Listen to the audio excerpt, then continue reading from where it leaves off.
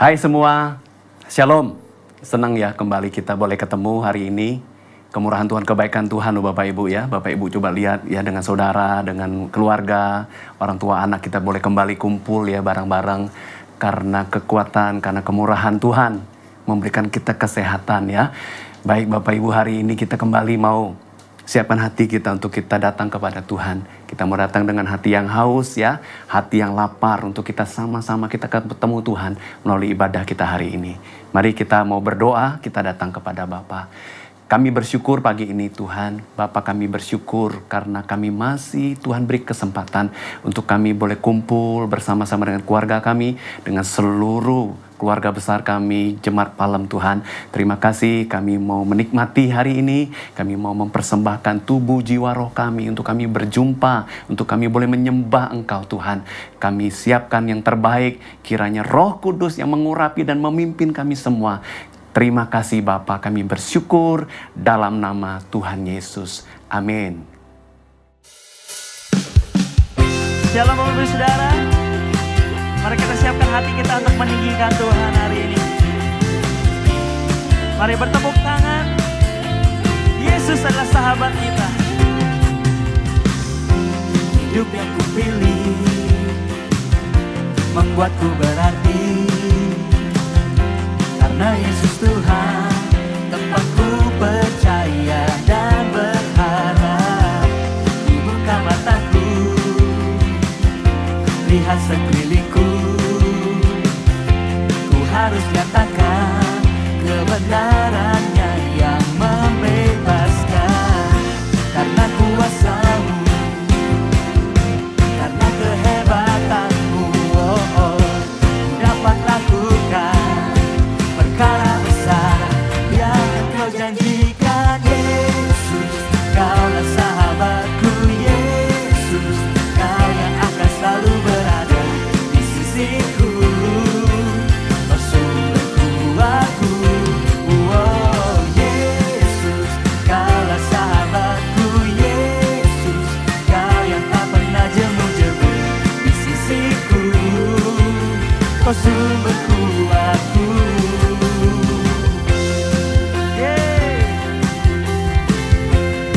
Mari kita memuji Dia dengan sukacita. Katakan, hidup yang kupilih. Hidup yang kupilih membuatku berarti. Karena Yesus Tuhan, tempatku percaya dan berharap. Buka mataku, lihat sekelilingku. Harus nyatakan kebenarannya yang membebaskan. Karena kuasa-Mu, karena kehebatan-Mu, ku dapat laku perkara besar. Amin. Dan Engkau janjikan. Yesus, Kaulah sahabatku. Yesus, Kau yang akan selalu berada di sisiku.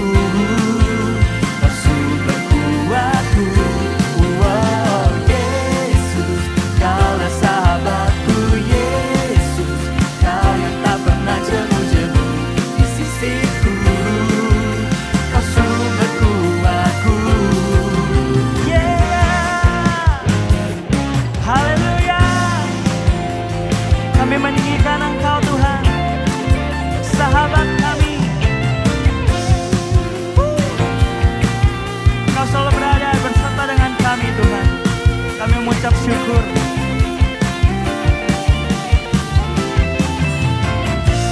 Mari kita puji Dia. Yesus, Kaulah sahabatku. Yesus, Kau yang akan selalu berada di sisiku. Kau sumber kuatku. Amin. Yesus, Kaulah sahabatku. Yesus, Kau yang tak pernah jemu-jemu di sisiku. Dialah sumber kekuatan kita. Amin. Yesus, Kaulah sahabatku. Yesus, Kau yang akan selalu berada di sisiku. Kau sumber kuat.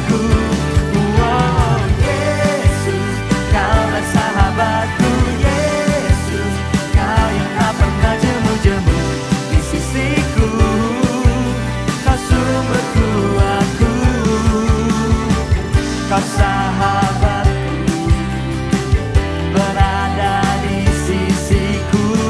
Kau sahabatku selama-lamanya. Katakan, kau sahabatku, berada di sisiku selama-lamanya.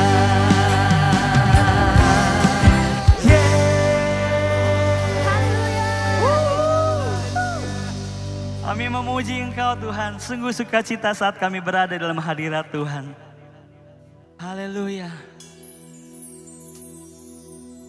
Saat kami merenungkan kehidupan kami, begitu banyak kemurahan-Mu. Terima kasih Tuhan. Terima kasih Tuhan.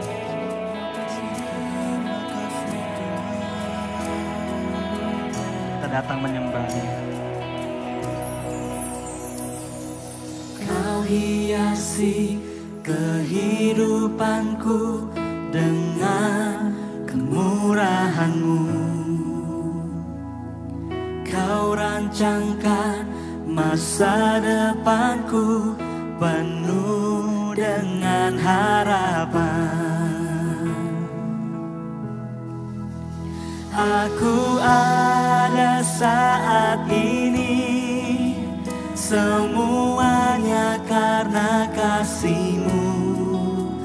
Aku hidup hari ini, semua berkat kemurahan-Mu. Terima kasih Yesus, Engkau sangat baik, teramat baik bagiku. Benar Tuhan, kami bersyukur. Kau hiasi kehidupanku dengan kemurahan-Mu. Kau rancangkan masa depan kami, masa depanku penuh dengan harapan. Mari sembah Dia. Aku ada saat ini, semuanya karena kasih-Mu. Aku hidup hari ini, semua berkat kemurahan-Mu.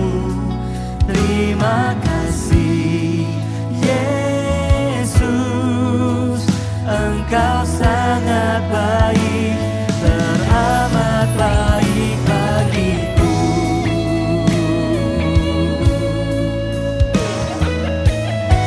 Sungguh besar setia-Mu Tuhan. Tak dapat kami membalas setiap kasih-Mu Tuhan. Selain dengan kami yang menyembah-Mu, bersyukur kepada-Mu Tuhan.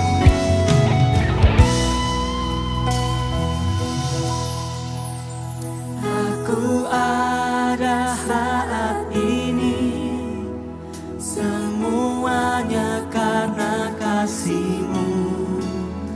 Aku hidup hari ini, semua berkat kemurahan-Mu. Terima kasih Yesus, Engkau sangat baik, teramat baik bagiku.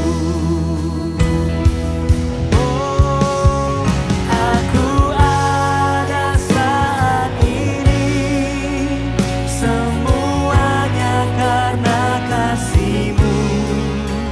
Aku hidup hari ini, semua berkat kemurahan-Mu.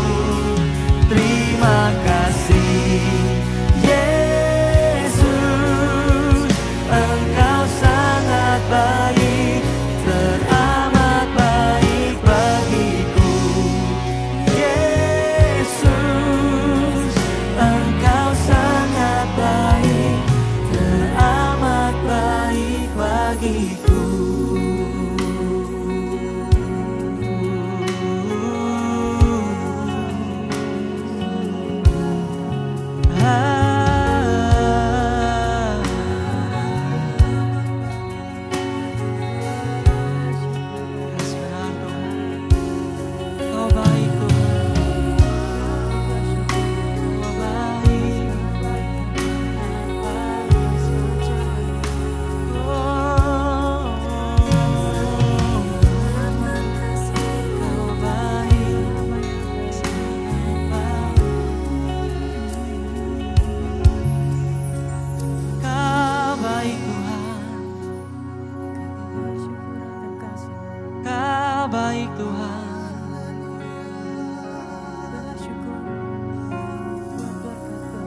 Tak pernah kami ditinggalkan sendiri, tak pernah terlambat pertolongan-Mu Tuhan.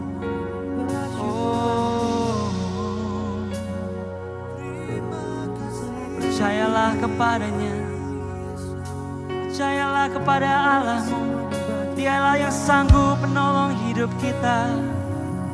Oh,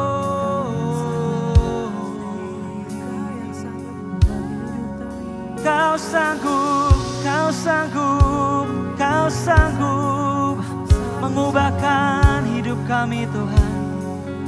Oh, kami percaya akan kuasa-Mu Tuhan. Amin. Setiap berkat-Nya, kemurahan dan anugerah-Nya melimpah atas hidup kita. Mari jemaat Tuhan bersyukurlah kepadanya. Oh, bahwasanya kasih setia-Nya sampai selamanya.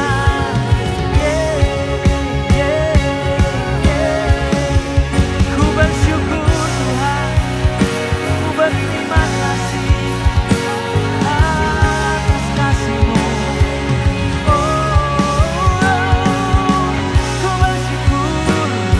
Ku bersyukur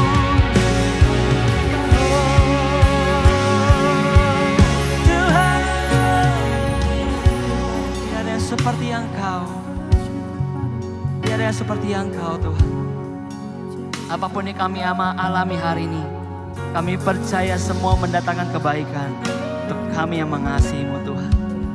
Ampuni kami kalau seringkali kami mengeluh Tuhan hari-hari ini. Di hari ini biarlah kami boleh kembali bersyukur untuk setiap keberadaan kami Tuhan.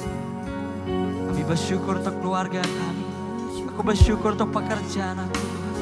Aku bersyukur untuk kesehatan yang Kau berikan buat hidupku. Aku bersyukur untuk materi yang Kau berikan dalam hidupku. Aku bersyukur Tuhan. Bersyukurlah hari ini, bersyukur. Aku bersyukur Tuhan. Sungguh Kau Allah yang tak akan pernah membiarkan kami sendirian. Firman Tuhan hari ini di Mazmur 107 ayat 8 dan 9 berkata, biarlah mereka bersyukur kepada Tuhan karena kasih setia-Nya dan karena perbuatan-perbuatan yang ajaib terhadap anak-anak manusia. Sebab dipuaskannya jiwa yang dahaga dan jiwa yang lapar dikenyangkannya dengan kebaikan. Amin. Yang percaya katakan amin. Buat engkau yang haus dan lapar akan Tuhan hari ini, engkau akan dipuaskan. Dahagamu akan hari ini diberikan air yang segar oleh Allah kita. Mari hari ini datang kepada Tuhan. Kami haus dan lapar akan Engkau Tuhan Yesus. Kami ingin minum dari air-Mu Tuhan. Oh, sungai-Mu mengalir hari ini saat kami dalam hadirat Tuhan. Menyegarkan kami. Oh, kami rindukan Engkau. Kami rindu air-Mu Tuhan. Segarkan kami. Jamalah kami. Oh, hari ini ada harapan yang baru. Iman yang baru bangkit hari ini. Saat kami tinggal dalam Engkau Tuhan. Terima kasih Yesus. Terima kasih Yesus. Sungguh Engkau adalah harapan kami Tuhan. Engkau adalah kekuatan kami Tuhan. Kami percaya kepadamu Tuhan Yesus. Aku ada saat ini, semuanya karena kasih-Mu. Amin, katakan. Aku hidup hari ini, semua berkat kemurahan-Mu. Terima kasih Yesus, Engkau sangat baik, teramat baik. Aku ada saat ini, semuanya karena kasih-Mu.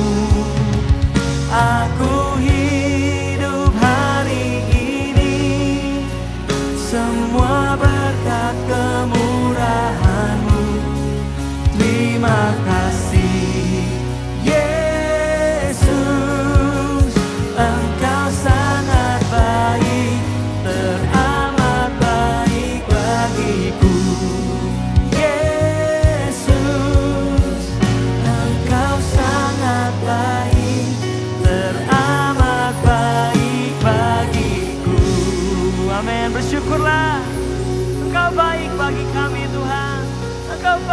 bagiku Yesus.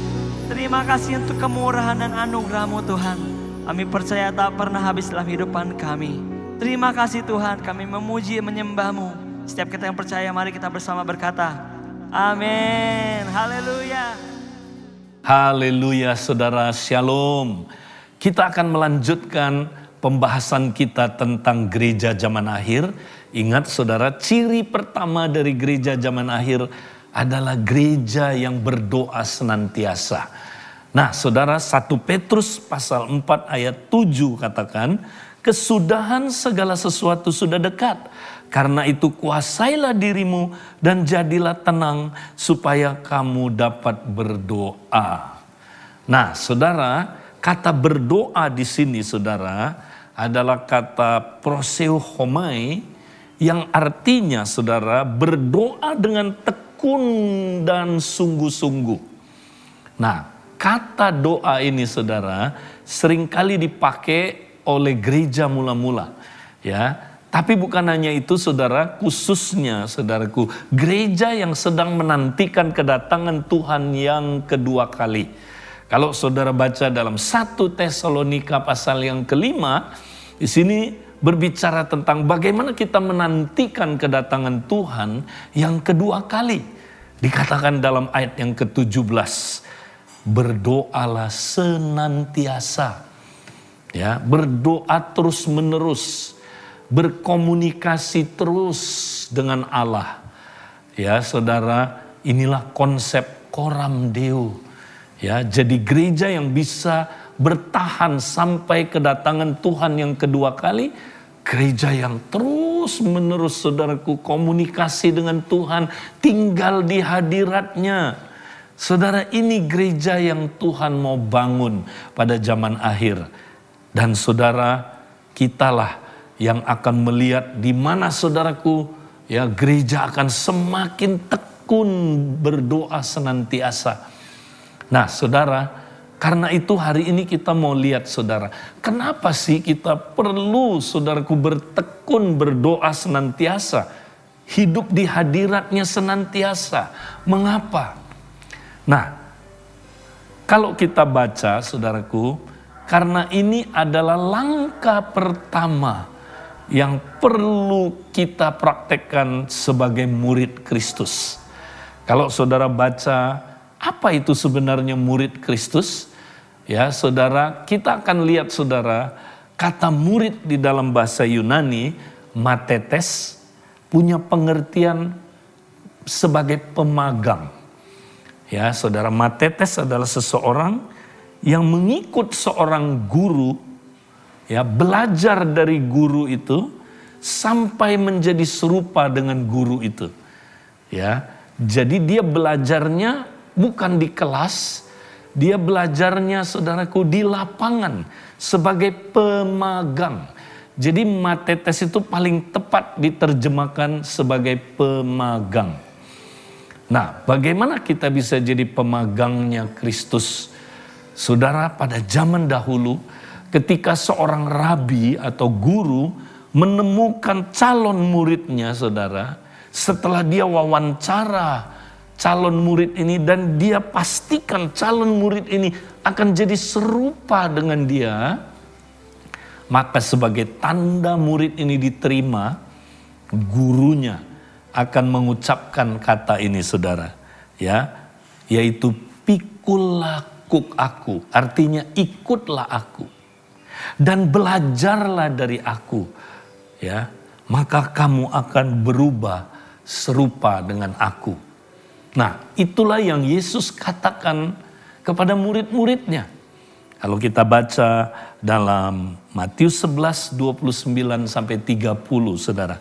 Ya, saya bacakan ayat 29 dikatakan, pikul lakuk yang kupasang dan belajarlah kepadaku.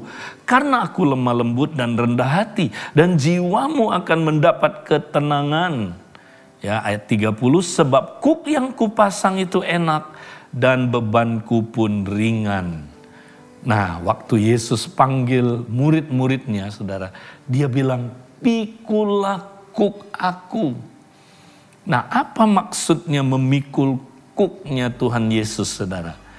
Nah, saudara boleh melihat di dalam Yeremia 27 ayat 8. Nah, ini cuman referensi ayat.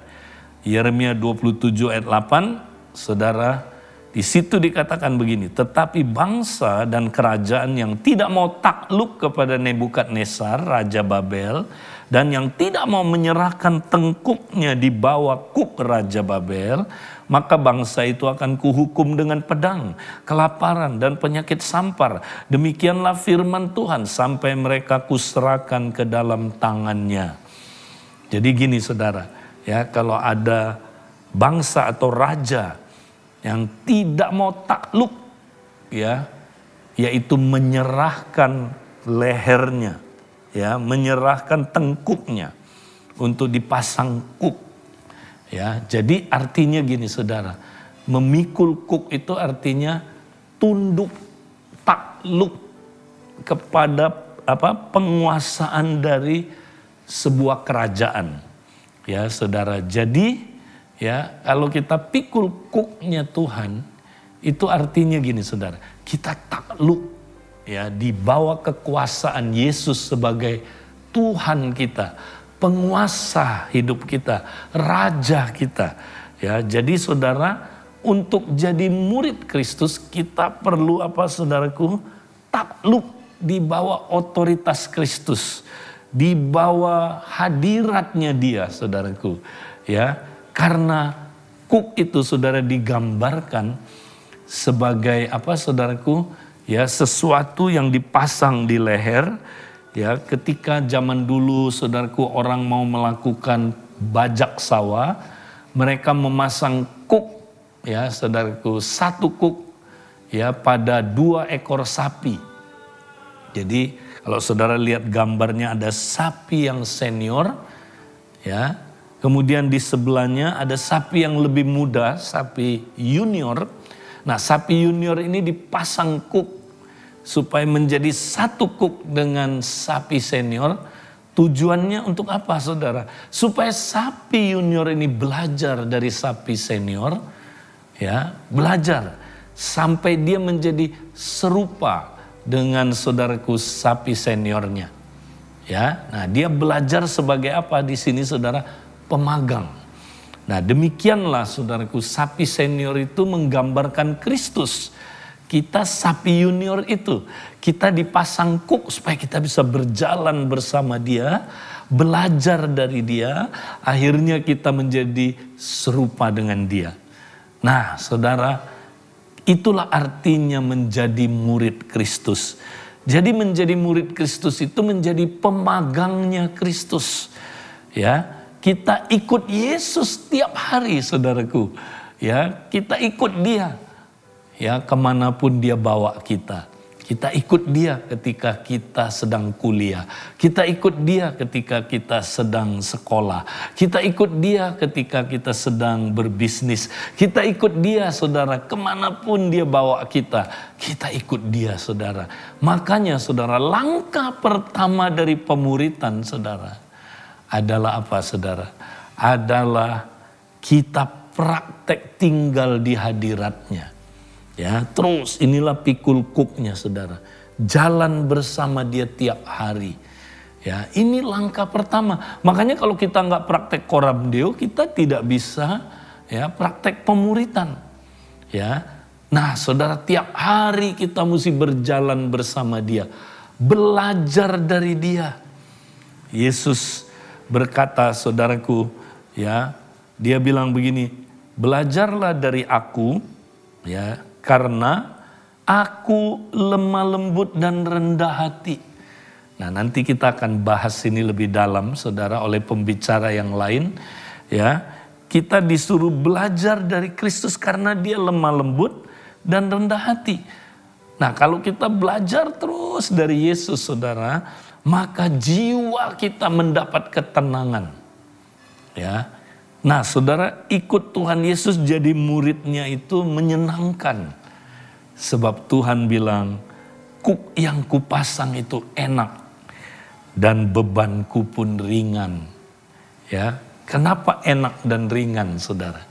Nah, orang-orang Yahudi waktu itu, saudara, Ya, itu kalau ikut seorang guru memang kelihatannya keren. Contoh, Paulus ikut Gamaliel. Wah, keren, gurunya saudaraku terkenal.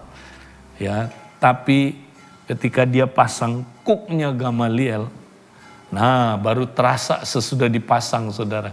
Ternyata beratnya setengah mati. Kenapa saudara? Karena Gamaliel cuma manusia biasa. Ya, kalau Paulus ikut dia saudara, jadi muridnya dia saudara, lama-lama stres. Kenapa? Karena Gamaliel sendiri saudara tidak bisa menjadi benar karena melakukan hukum-hukum Taurat. Ya, hukum Taurat itu berat sekali saudaraku. Tidak ada orang di perjanjian lama yang bisa menjadi benar karena melakukan hukum Taurat. Jadi stres. Ya. Tapi beda kalau kita ikut Tuhan Yesus saudaraku. Tuhan Yesus adalah Tuhan dan guru kita. Dia itu Tuhan dan guru kita. Dia sudah menyelesaikan saudaraku. Ya, mentaati perintah-perintah Tuhan. Sehingga dia bisa melatih kita saudara. Sehingga waktu kita ikut dia saudaraku. Ya, beban dia itu ringan. Beban dia itu enak rasanya kuknya saudara. Puji Tuhan. Saudaraku, karena itu saudara, kita mau saudaraku terus pikul kuknya dia. Nah, sekarang saya mau membahas saudara, ya apa penghalang terbesar untuk kita saudaraku praktek coram Deo. Ya. Nah, kita kembali ke ayat tadi saudaraku. Ya, ayat tadi berkata, saudara, kesudahan segala sesuatu sudah dekat. Karena itu kuasailah dirimu dan jadilah tenang supaya kamu dapat berdoa. Nah, Petrus sudah saudaraku jauh-jauh hari mengingatkan kita bahwa pada zaman akhir, ya, dia bilang saudaraku banyak orang tidak dapat berdoa. Kenapa saudara? Tidak dapat berdoa, tidak dapat coram Deo, tidak bisa praktek, tinggal di hadirat Tuhan, berdoa senantiasa. Kenapa? Karena tidak tenang. Nah, kata tidak tenang di sini saudara, ya bahasa aslinya saudara, ya adalah berbicara tentang saudaraku, ya artinya gini saudara, tidak waras. Ya, karena kata tenang, sophroneo, ini dipakai seringkali di dalam perjanjian baru untuk menunjukkan seseorang itu waras. Contohnya saudara, ya orang yang kerasukan setan di Gedara itu, setelah dia sembuh dikatakan dia sudah waras. Nah itu kata yang sama, sophroneo, waras, tenang. Jadi gini saudara, pada akhir zaman ini saudara, khususnya zaman sekarang, ya Petrus berkata, saudaraku, banyak orang nggak tenang hidupnya, nggak waras. Kenapa, saudara? Ya, nah kita tahu kenapa, saudara? Karena pada zaman ini, saudara, ya kita sedang hidup di dunia yang serba apa, saudaraku, bikin kita nggak tenang, ya, bikin kita, saudaraku, kacau, distracted. Ya, ini saudaraku zaman di mana kita hidup, yaitu zaman ya era globalisasi dan informatika. Ya, saudaraku, kita hidup di zaman di mana saudaraku kita mudah sekali distracted.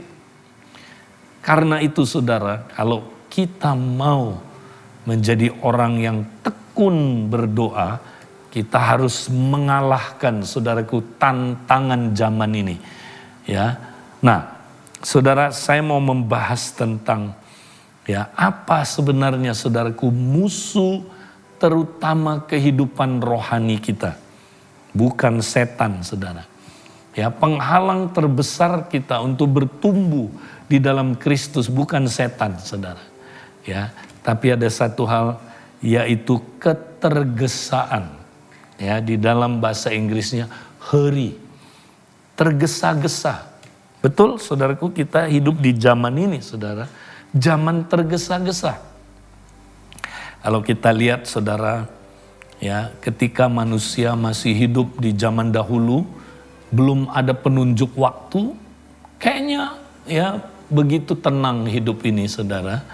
Ya, itu kemudian saudara ditemukannya jam. Ya, mulai saudaraku manusia, ya saudara, hidupnya saudara walaupun lebih efektif, tapi mulai saudaraku ya busy, sibuk, tergesa-gesa. Ya. Nah, tadinya manusia itu tidur bisa sampai 10 jam, saudara. Ya, sampai 9 jam. Tapi sejak ditemukannya bohlam, saudara, oleh siapa, saudara? Thomas Alva Edison, ya, jam tidur manusia berkurang jadi 8 jam atau 7 jam. Ya. Nah, tapi ada satu masa, saudara. Sejak masa itu, saudara, berubah besar dunia ini. Yaitu ketika ditemukannya smartphone. Ketika diumumkannya 2007 tentang smartphone, saudara. Wow, manusia hidup dalam satu masa, saudara. Di mana kita hidup serba tergesa-gesa. Ya, nah sejak itu, saudara, kita nggak tenang lagi. Sejak itu, saudaraku, tingkat stresnya manusia meningkat. Sejak itu, saudaraku, ya bahkan saudara para psikolog, saya pernah baca, saudara, mengatakan, ya saudara, kalau mau diukur kesehatan jiwa manusia sekarang ini, ya boleh dikategorikan kita sudah termasuk, saudara, berpenyakit jiwa. Tapi karena semua kita, saudaraku, atau kebanyakan kita mengalaminya, jadi dianggap sebagai normal, saudara. Ya, wow, saudara. Jadi benar firman Tuhan bilang, ya kita udah nggak tenang, hidupnya udah nggak waras, saudaraku, hari-hari ini. Ya, ketergesa-gesaan. Ya, psikolog Carl Jung yang hampir sejaman dengan Sigmund Freud, ya, yang menemukan, saudaraku, introvert dan ekstrovert, dia berkata demikian, saudara. Ketergesaan itu bukan dari setan, tapi ketergesaan itulah setan. Wow, saudara, artinya ya mungkin kira-kira begini, saudara. Setan sudah menjelma menjadi ketergesa-gesaan, ya sehingga, saudara, hidup kita, saudaraku, udah nggak tenang. Ya, hidup kita, saudaraku, sudah dikurung ke dalam, saudaraku, ketergesa-gesaan. Ya kan? Sekarang coba, saudara, kalau kita punya smartphone, ya, kalau kita bangun pagi, saudara, kita lihat smartphone itu, kita langsung apa, saudaraku? Ya, seluruh pusat perhatian kita, saudaraku, terkurung, ya, ditangkap oleh smartphone itu, saudara. Ya, kita kayak di kerbau dicocok hidungnya, saudara. Untuk kita, saudaraku, hidup tergesa-gesa. Ya, wow, saya mesti balas WA, mesti jawab email. Wow, saya mesti lihat Instagramnya orang lain, saudara. Ya, saya mesti lihat Facebook, saya mesti lihat ini, mesti lihat itu, saudara.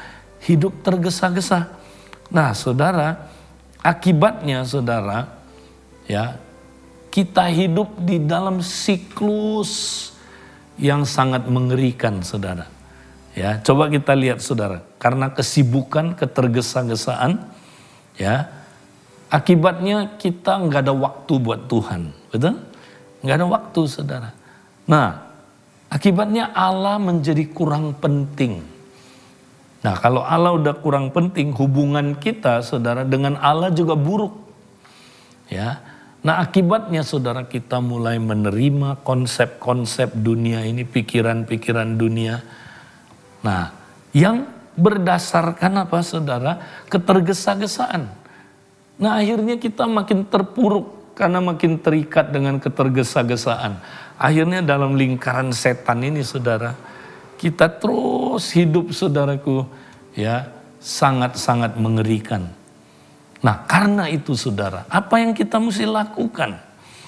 Saudara, ya, tadi jawaban Petrus hanya satu, saudara. Kalau kita mau menang, kuasailah dirimu, katanya.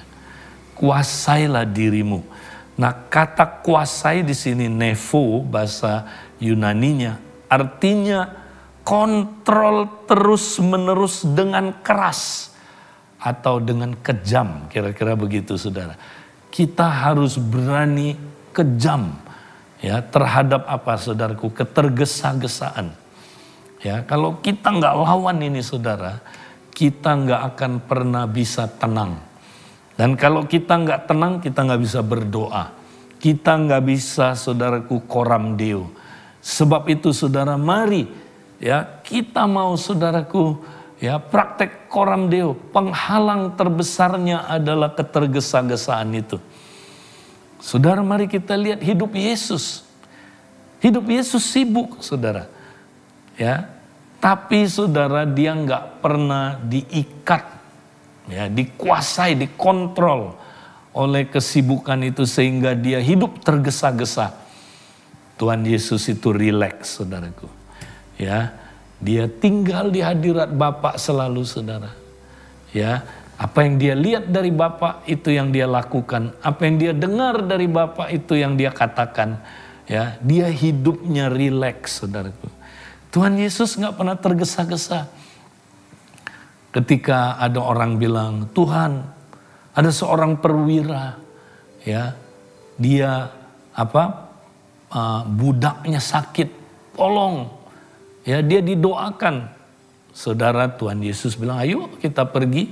Nah, di tengah jalan, saudaraku, ada perempuan yang pegang punca pakaiannya. Murid-murid marah. Ya, Yesus nggak marah seperti muridnya. Ya, dia nggak bilang, kenapa kamu pegang baju saya? Nggak tahu, saya lagi tergesa-gesa. Ya, Yesus nggak pernah tergesa-gesa, saudara. Dia bilang sama perempuan itu, imanmu sudah menyelamatkan kau. Ya, mungkin orang-orang berkata, cepat Tuhan Yesus. Ya, itu udah mau mati hamba perwira itu. Tapi Yesus nggak pernah tergesa-gesa, saudara. Dia rileks saja. Ketika saudaraku, ya. Lazarus meninggal, dia nggak tergesa-gesa. Ya, dia tenang aja. Lazarus sudah mati, saudara. Tuhan Yesus tenang. Ya, dia mengerti, saudaraku, hidup yang sesungguhnya itu seperti apa. Nah, kita perlu belajar seperti Tuhan Yesus, saudara. Saudara, mari kita ya sungguh-sungguh, saudaraku, benar-benar, saudaraku, harus menguasai diri menjadi tenang. Nah, kita tidak anti smartphone, saudara. Ya, saya sebut smartphone itu kayak uang, saudara. Dia adalah hamba yang baik, tapi dia tuan yang jahat. Saudara, kalau kita manfaatkan smartphone, kita kuasai dia, kita jadikan dia hamba. Wah, dia hamba yang sangat berguna, saudara. Lewat smartphone kita bisa melakukan banyak pelayanan. Kita bisa memuridkan banyak orang. Kita bisa doain orang yang sakit. Usir setan, saudaraku. Kita bisa, saudaraku, praktek komsel hari-hari ini, saudara. Kita bisa lakukan banyak hal yang baik. Tapi jangan sekali-kali, saudaraku, smartphone menjadi tuan. Ketika dia menjadi tuan, saudara, ini problemnya. Ya, dia menjadi cook buat kita, saudara. Saudara, banyak orang tidak bisa pikul cooknya Tuhan karena dia sudah punya cook yang lain itu, saudara. Yang memperbudak dia tiap hari. Sehingga, saudaraku, dia hidupnya ya hidup dalam ketergesaan. Hidup dikontrol, saudaraku, oleh kesibukan. Tidak ada waktu buat Tuhan, saudaraku. Hidupnya diperbudak, saudaraku. Dan dia tidak bisa berkoram Deo di hadapan Tuhan. Saudara, hari ini kalau saudara mau menang, mari saudara, mari kita mesti ya menguasai diri. Kita harus kuasai ya terus menerus dan dengan keras. Kalau enggak, kita pasti kalah, saudara. Nah, inilah, saudaraku, penghalang terbesar untuk kita koram Deo minggu ini, saudara. Mari kita belajar ya menguasai hal ini, saudaraku. Jangan biarkan hal ini menguasai kita. Saudara-saudara, mari kita praktek terus. berkoram deo di hadirat Tuhan, pikul kuknya Tuhan Yesus, ikut dia jadi pemagangnya, belajar dari dia. Akhirnya kita menjadi serupa dengan dia, saudaraku. Haleluya.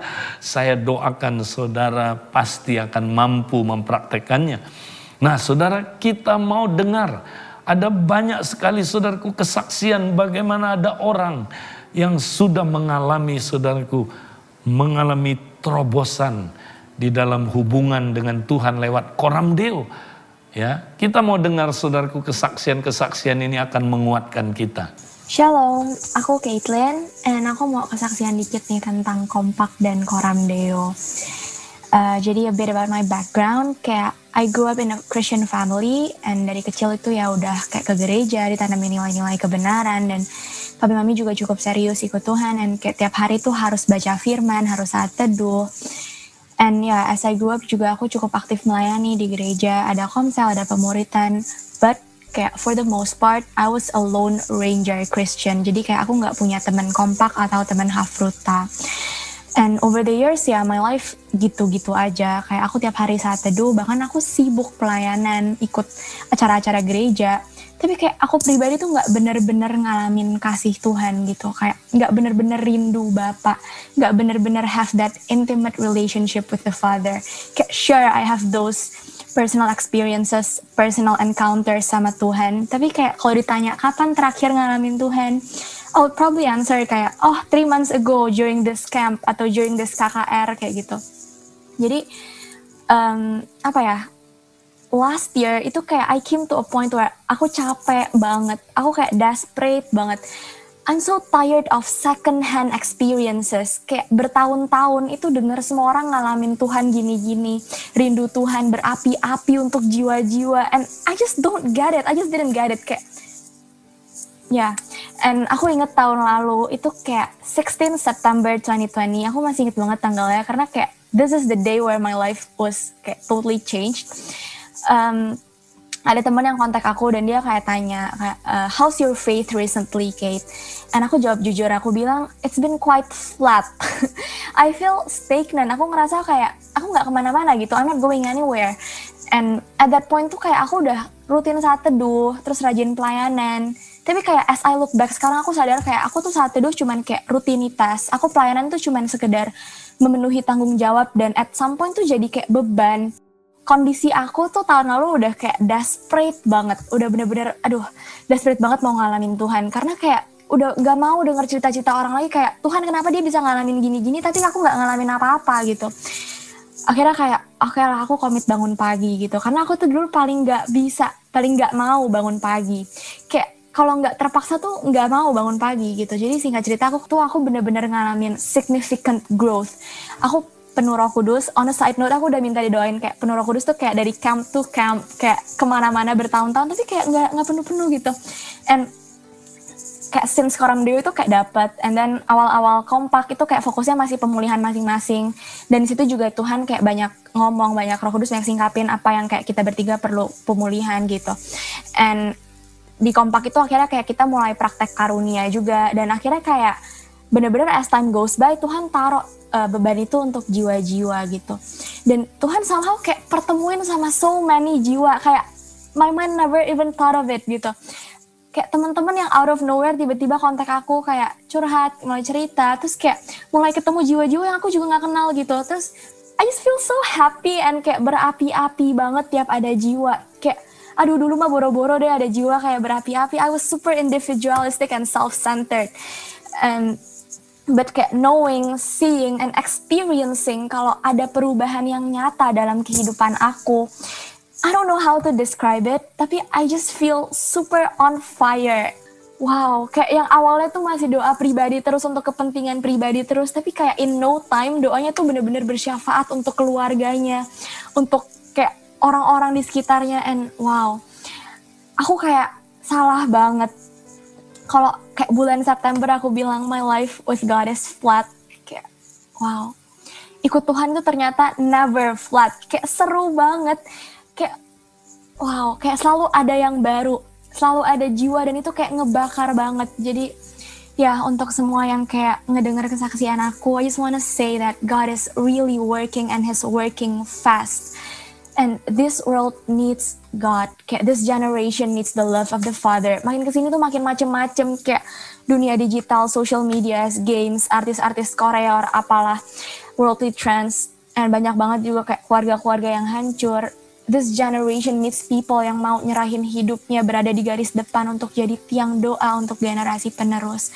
Orang-orang yang mau jadi radikal ikut Tuhan, kayak for anak-anak muda out there, kayak you're not alone.